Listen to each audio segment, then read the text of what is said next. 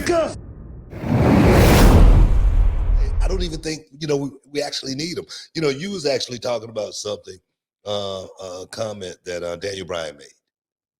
Yeah. Let's talk about that.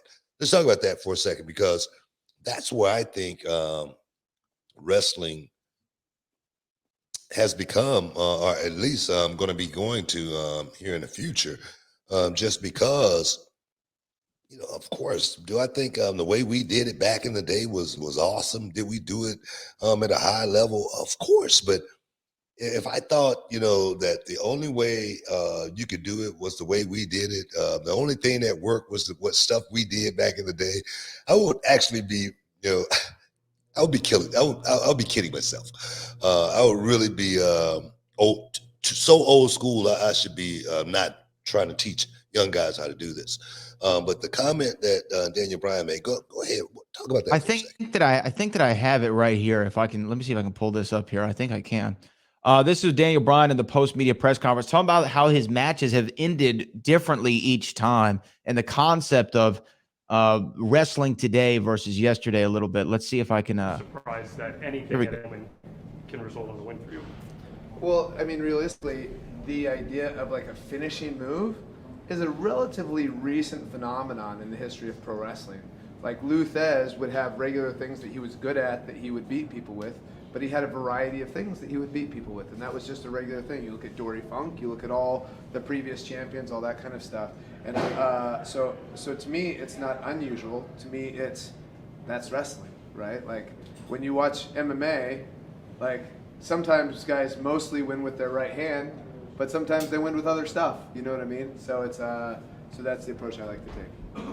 Bryan, what was so a different thought process behind how he approaches his matches.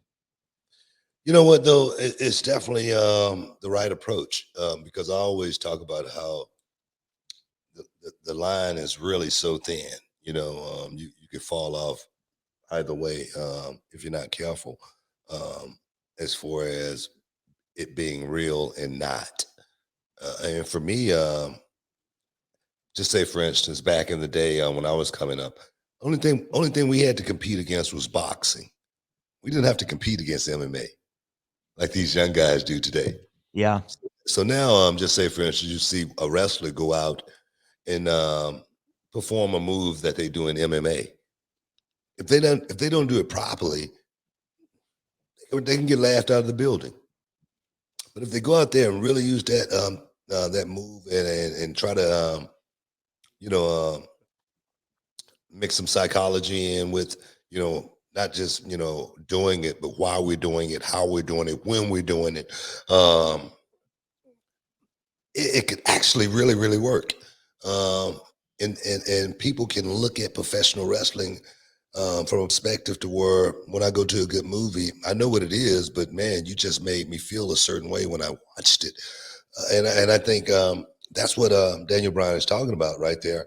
I remember for the longest, in my singles career, I didn't have one finishing move because I always thought about trying to make it real. I always thought about throwing punches at guys and, it was no blood or anything like that because, man, let me hit a guy with a forearm. The fans are going to, they're going to buy that a little bit more. Let me chop a guy real hard. They're going to buy that a little bit more, opposed to me hitting the guy in the face 5 times and he doesn't even have a busted lip, so using psychology, I think, is what Daniel Bryan right there is talking about more than anything. And it can be utilized by anybody that steps into that square circle and they can make it work.